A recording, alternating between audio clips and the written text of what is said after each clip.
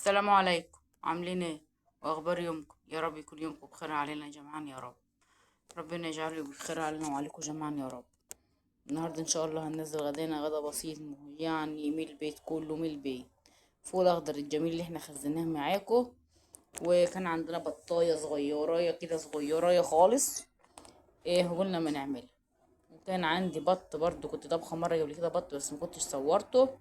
وكان فاض منه يعني ايه نص بطه، كنت عملتها في الفليه في الفريزر مطبوخه جاهزه يعني. فقلت نطبخ عليها البطايه الصغيره دي. ون ايه ونكمل عليها، نطلع عليها البطه التانية، نص البطه التانية، ونتغدى. كفتنا وفاضت يعني، كفت عددنا وفاضت. احنا على فكره 4 انفار، احنا 5 يعني، كنا عايزين مناب واحد كفت. وفاض معانا مناب تاني. وطلعت كيس فول من اللي انا كنت مخزناه معاكم في الفريزر، عملته. حطيت شويه ميه يغلوا على النار كده. ونزلت بقى بالبهارات بتاعتنا كده، ومسكت البطايه غسلتها ونضفتها، كنت عينها في الفريزر، كانت متخانه طبعا، عارفين ان هي متعانه في الفريزر. كانت قبل كده منجوع. نجعتها برضو تاني شويه. وقمت غسلها حلو ونازله بالبهارات الظريفه، وقمت خرطه بصليه على ايدي.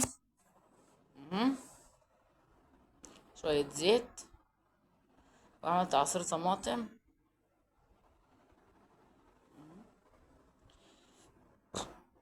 اشهد ان لا اله الا الله واشهد ان محمد رسول الله. وقلت اما اطلع كيس فول نطبخ، ما طبخناش فول من زمان. بس كان طعمه جميل، كان طعمه تحفة تحفة تحفة.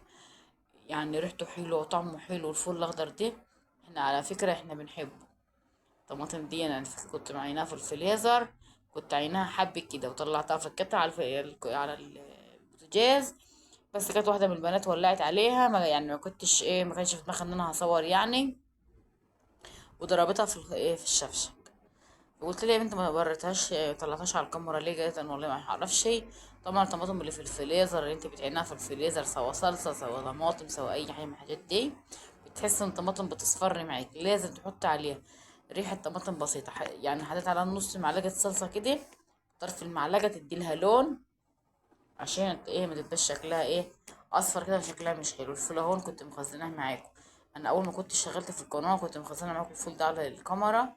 يعني الفول ده اهو لسه معايا. الفول احنا هنزرعه اهو، يعني كلها شهر ولا حاجه. والناس هتزرع فول، لسه عندي كام طبخ. اهو جميل والله، وريحته جميله، ريحته جميله وطعمه جميل. اهو والبطايه بتاعتنا الصغيره دي. يعني انت عارفين البط البلدي دي بيبقى طعمه حلو، يعني في الاكل يعني. الفول اهو فك خالص. اشهد ان لا اله الا الله واشهد ان محمد رسول الله. بحطه بقى في التسبيكه كده شويه، يتسبك على نار هاديه كده. وبعد كده ازوده الميه. يعني بحطه في التجليه واسيبه كده ياخد تسبيكته كده حلو ونفس حلو. وبعد كده بقى لما يحس ان هو استوى، بقوم مزوده عليه شويه ميه. وأقوم خلصت البطايه بتاعتي الحلوه اهي. جربت تستوى. بس هي على فكره خدت سوا شويه، او مش عارفه يعني كنت اتاخرت. كنت حاسه ان هي خدت سوا. اقول يا ولاد هي استوت، يا غابت ليه يا ولاد؟ كنت يعني كنت حاسه ان انا متاخره، ما اعرفش ولا هي اللي مستعجله، مش عارفه. المهم حاسه ان هي خدت وقت. طبخت الطبيخ في ريحه وخلصت وطفيت عنه. واتضيرت على الرز وهي لسه على النار. في يا ولاد البطاطا مش هتستوي ليه النهارده؟ كان يوسف قاعد كل شويه يقول لي يا ماما هي بطاطا دي مش هتستوي ليه النهارده يا ماما؟ اقول له يا ابني انا عارفه البطه الغريبه دي. ولعت فرح مني على شويه الرز، ميه الرز عشان اولع عليها. على فكره انا بولع على ميه الرز لان الرز بتاعنا دي لما بغسله واولع عليه مباشر كده، بحس ان هو بيبقى فيه ريحه ريحه عامل عجنان شويه. لان الرز ده مش بيحب الميه. الرز ده مش بيحب الميه. يعني عايزه تبقى الميه مغليه وتطيب وتنزل على بالميه، لا اما حبه رز صغيرين وتعلي النار عليهم يفروا على طول. رز انطبخ والطبيخ انطبخ، ويوسف يقول لي البطه بتاعتي دي مش مستويه النهارده. اقول له يا يوسف والله هتستوي. هي يا ابني اللي انت اللي مستعجل، انتوا اللي جعانين ومستعجلين، اعمل لكم اي حاجه تانية؟ يقول لا يا ست انا هاكل فوق. انا بحب فول وهاكل فوق. قلت له خلاص ماشي يا يوسف، طول بالك بس عليها هتستوي. ومحمد يضحك عليه يقول اصل البطه بتاعتك من كبرها يا تيتا، مش هتستوي منها كبيرة خالص. اقول له يا ولاد هتستوي. طب اصبروا بس عليها، طولوا بالكم ولا هخلي لكم الغدا ايه، غدا حلو ما حصلش. المهم العيال قعدوا ينحوا فيا ويتريقوا عليا شويه كده وشويه كده. يعني انا حسيت ان هم العيال مش عارفه البطه مش ماليه عينيهم ولا ايه. ولا ما جينا بقى حطينا الغدا، ولقى نص بطه تانية ودي ودي، قلت لهم كلوا بقى. اياك تاكلوا وتشبع. يقولوا انت جبت دي التانية دي منين؟ قلت لهم كانت متعانة في الفريزر وما كانش حد كلها، كانت طبخنا من فترة وما كانش حد كلها، كنت عينتها في الفريزر.